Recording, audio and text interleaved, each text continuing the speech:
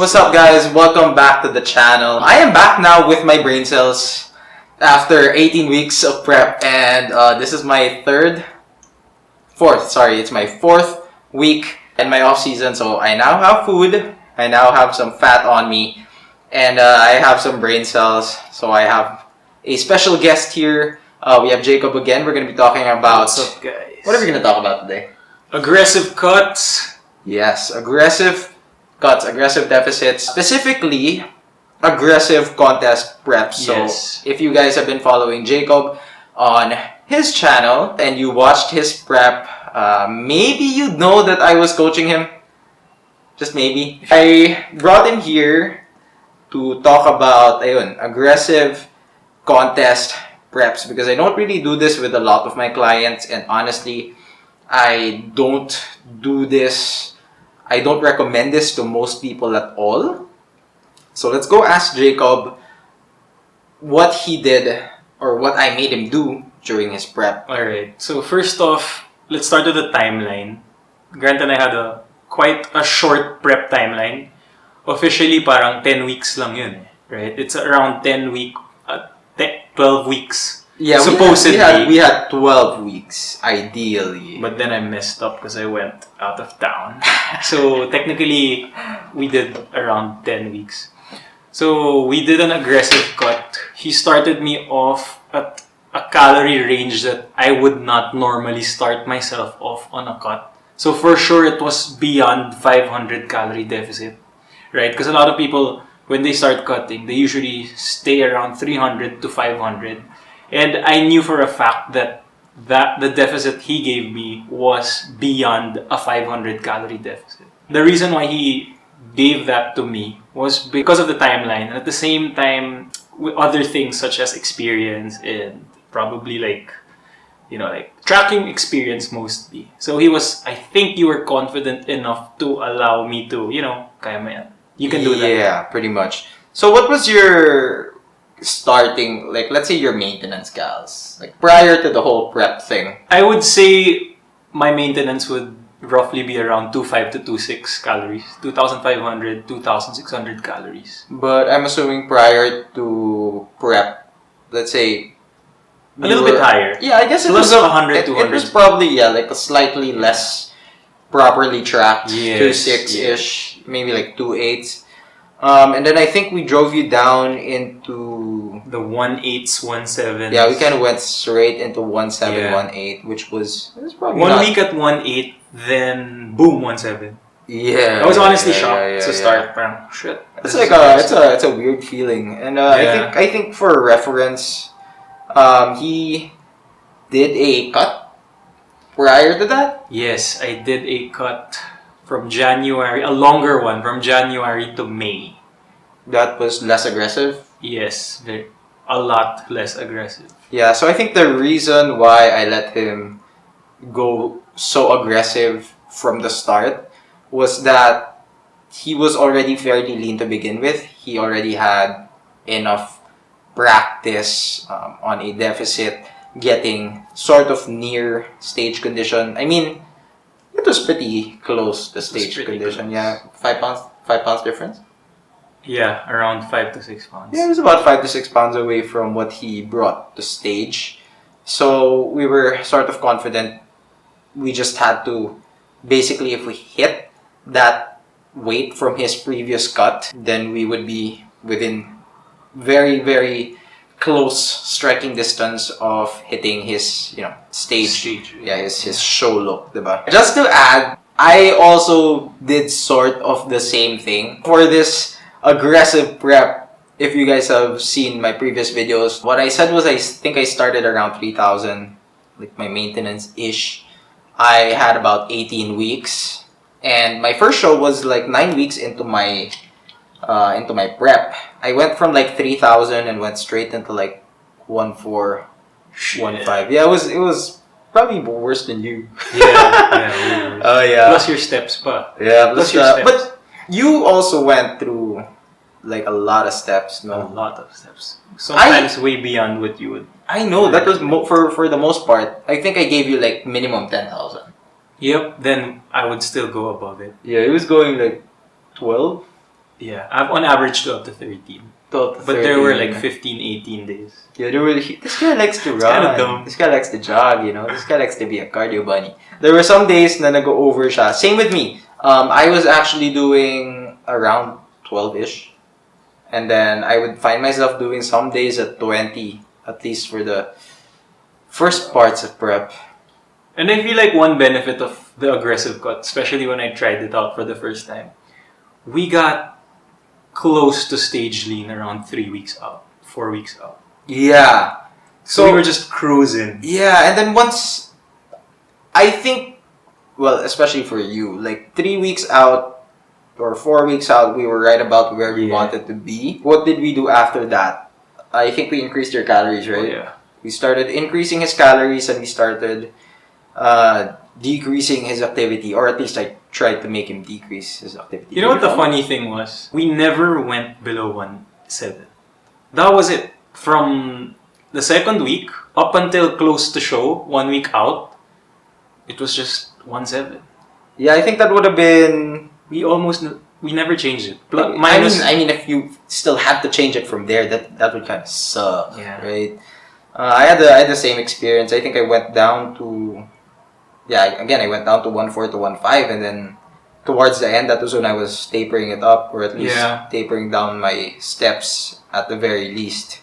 That was pretty good, though. I mean, have you done a mini cut before? Yes, not successful ones, but not a successful one. But this time, I mean, I also coming from the pandemic and all, the only cuts I've done have been mini cuts. So I was pretty confident in myself, knowing that doing a full-on. Yeah, doing just a full-on mini cut. I think I usually ended at 6 weeks, but I always felt like I could have done another 2, 3, 4 weeks. We did like 8 weeks for you, 6 to 7 to 8 weeks of basically a mini cut, and then after that we sort of just tapered up his calories. Yeah. So if you're thinking about an aggressive deficit, or rather an aggressive prep, that's something that you want to consider. I don't think you should be going on an aggressive prep the whole time, you know. Like, you can't go the full 60. I almost always, especially for first-time preppers, and he's a first-time prepper, I almost always recommend going 18 to 20 to maybe even 24 weeks on your first prep. But for someone like him with that much experience in, you know, fitness training and like tracking, we were already lean when we started. Yeah, we were also. Yeah, it depends. Well, at least you were lean. I wasn't exactly lean to begin with. He was pretty lean. You have to give yourself enough time, depending on how you look. Start. Yeah. Or prior starting prep. So you better not be starting off from like peak. Yeah. From your peak off-season weight, or like 20% body fat, then aggressive cut 10 weeks. Oh man, and you're gonna force yourself to go on the extreme lows of your calories. It's gonna start to suck immediately. Yeah, I don't think I could have handled that for more than maybe 12 weeks at most. Yeah. People need to know it's a very aggressive cuts are very specific to certain people, and not for everybody. Yeah, it's definitely not just something you can do blindly, like without any data, without knowing what your bottom end of your calories are, without knowing your standard rate of weight loss. Because for him, what I remembered was when we were reviewing his data from his previous cut, we kind of knew at what calories he would lose weight, and then we kind of just, you know, let's juice up the deficit a little bit and speed up the process so that if we're ready early, we can chill out a bit. And I think we pretty much nailed everything. Yeah. Like from the timelines that we wanted, aside from the first 2 weeks, that, you know, 12 weeks into 10-week prep. Aside from that, which is also the reason why we had to shoot it down to 1.7 from his 1.8. So next, I think we should be talking about training. How was your training? Surprisingly, I did not feel weak at all. During that whole time? Yeah, during that whole time. It was also, I feel like, more adjusting to the schedule and prioritizing when to have carbs, when to have your meals. So I had to circle my biggest meals around training. Because honestly, if we did the aggressive cut and I would train in the morning fasted, I don't think I would have performed as well. That would kind of suck. Yeah, so I feel like meal timing was very important because you have limited calories and yeah, the quality of the food you eat. So it wasn't really all chips and junk. We were much less. I think for this goes for both of us. We were much less flexible. Yeah, we were like udon and what else bread. Yeah, I feel like you can't be that flexible when it's aggressive. Yeah, Because it's aggressive. Dude, it's aggressive. You know, you're shooting your calories down to 1.4 to 1.5. I don't think you have any room to try and do macro Tetris, trying to fit in like a, well, you had some pizzas on refeed days. Oh yeah, he didn't have a lot of refeeds. Neither did I. We'll go over that in a bit. In terms of training, it was it was very straightforward. I had the same feeling there where training was just not going down. I think that also was because of how we programmed it. Yeah, I think the volume was spot on, and you made me navigate through a rep range where I would comfortably do top sets and 2 to 3 RIR sets, which were very comfortable.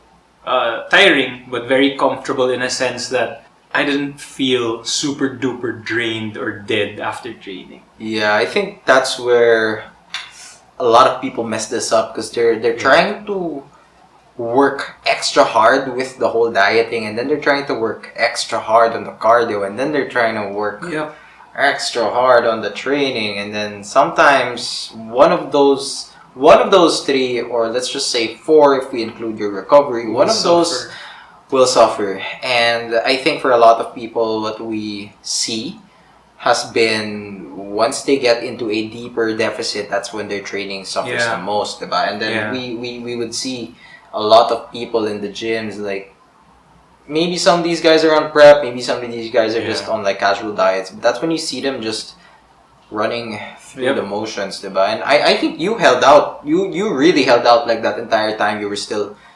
pushing for progression. Yeah. I'll just share my mindset going into prep.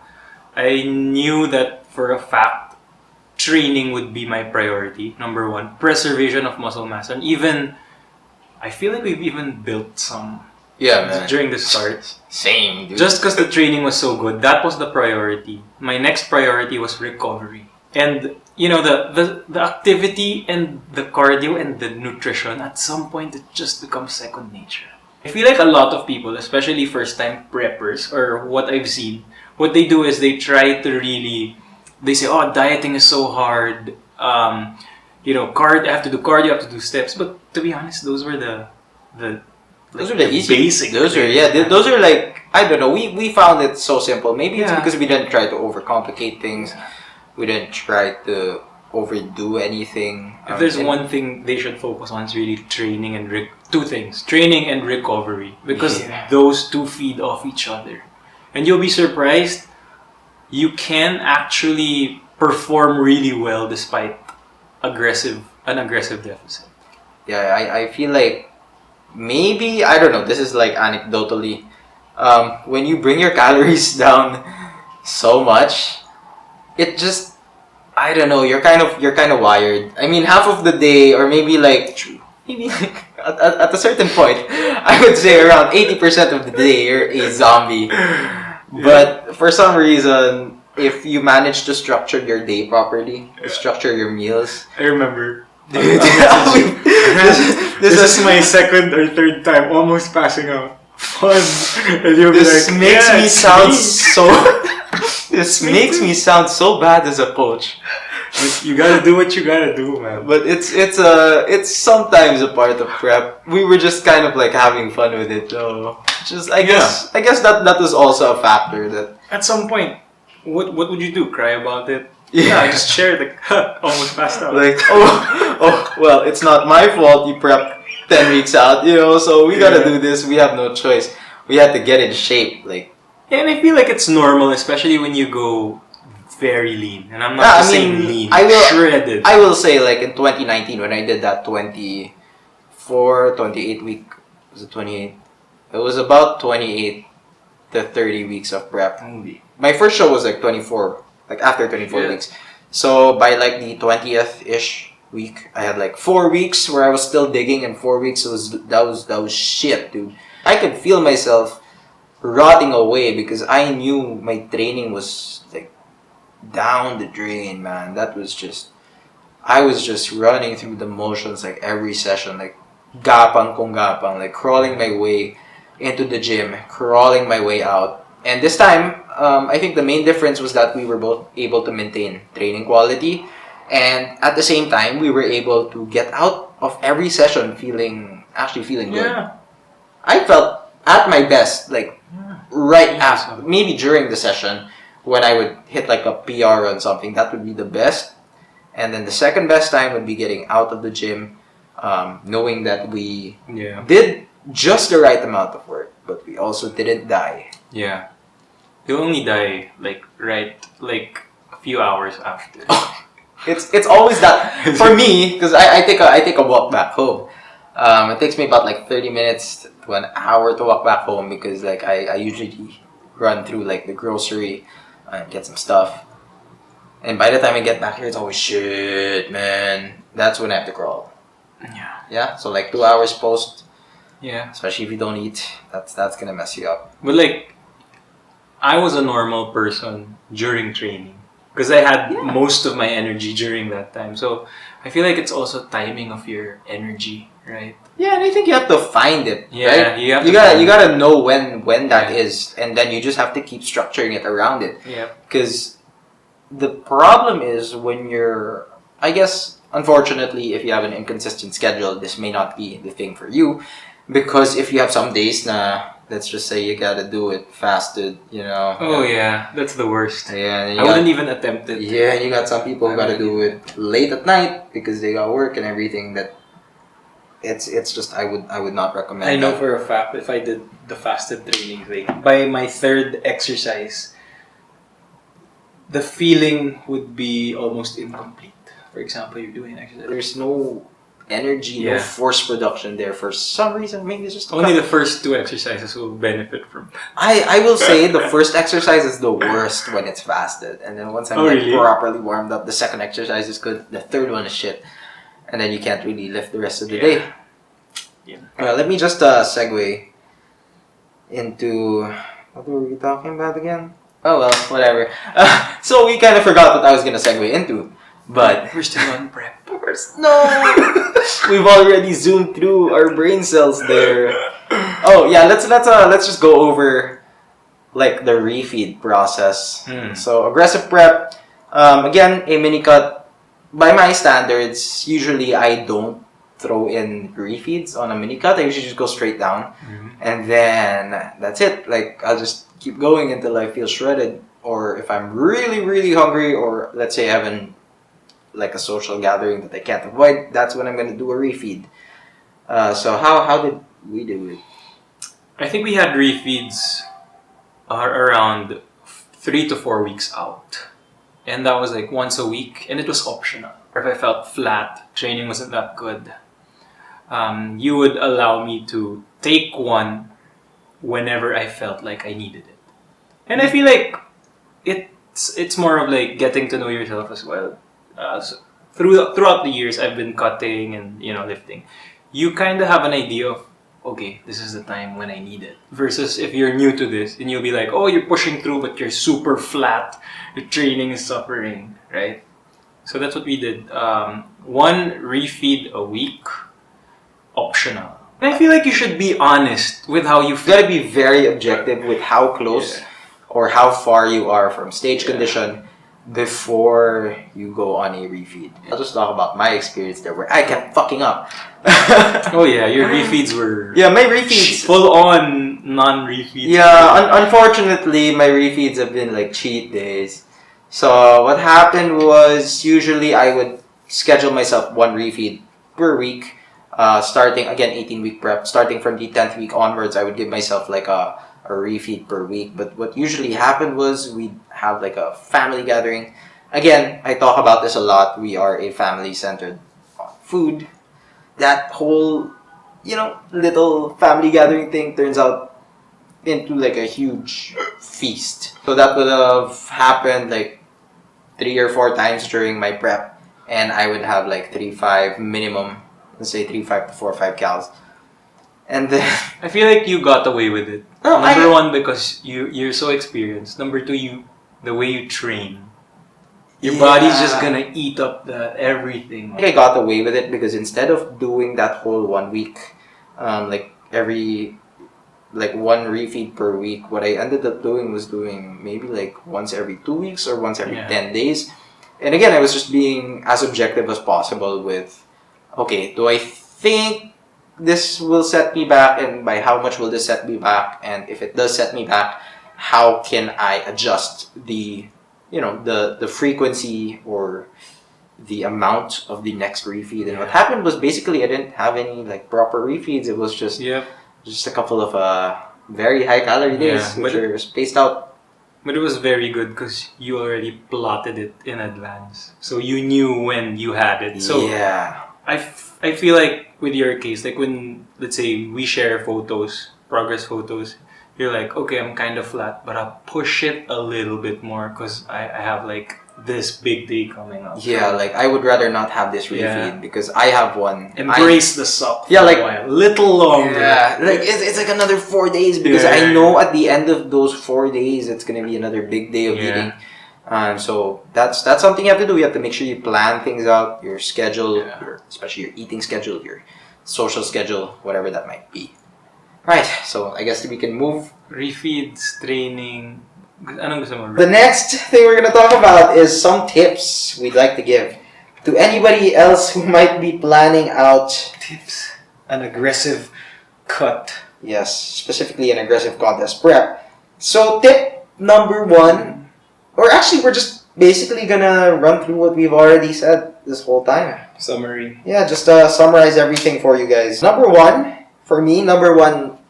tip for an aggressive contest prep, an aggressive cut, an aggressive serious cut, is to maintain training quality. Oh yeah. I think that's tip number 1. Yeah. That definitely deserves to be tip number 1. So maintain training quality for as long as you can. Try to center your schedule. Everything around. Everything. As much as you can, try to center that around your training. Alright? So your training will be your top priority. Yes. If your training starts to suffer, that's when I think you should be backing off on, like, let's say your cardio, or backing off on your deficit. And I think we did that. Like, when we saw your training start to suffer, that's when we started pulling back. Yeah. With regards to training, for the longest time, I also know a lot of people who think that, chasing the condition is the number one thing that matters, which is kind of true. But instead of like focusing or being greedy with the condition, be greedy, or no, don't be greedy. Be kind of greedy, I guess. Be kind of greedy with training. Yeah. So like give everything to it. Make sure, because the worst you can do is chase condition. Chase condition blindly. Yeah. Without making any effort to retain your muscle mass. Yeah. Because what happens is when you keep dieting aggressively and you keep dieting for longer and you're not holding on to your muscle mass, you're just gonna look flatter and flatter and flatter. And what happens is it just doesn't look tight. After a while, it just looks soft, stringy. You just look much smaller, and it takes you so much longer to fill back out.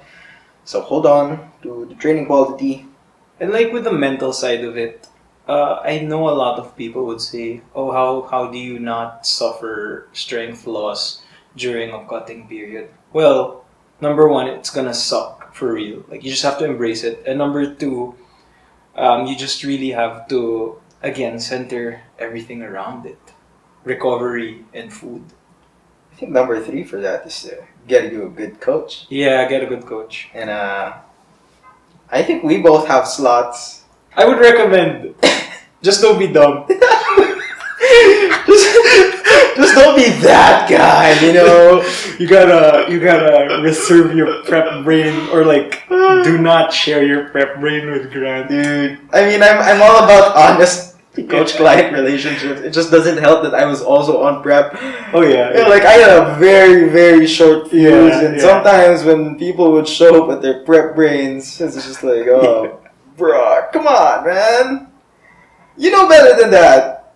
Pero ang off-season ka nun, mas ano ka? I mean, if I was, unfortunately, my coaching sort of revolves around what I'm doing at the current time. Okay. Yeah, I mean, I think totally everyone reasonable, kind of does that, but for me, I felt like if I was on my off season and I tried to prep someone. prep someone, I would get a bit lazy with how I was prepping the person. Like sometimes it would be like, "All right, man, you don't have to do the 10,000 steps today. You'll be fine." Oh, Important. I have something important. Who is an aggressive contest prep for? Number one is for people who aren't at a very, very high body fat percentage, and I would say for people who have previous successful cutting experience.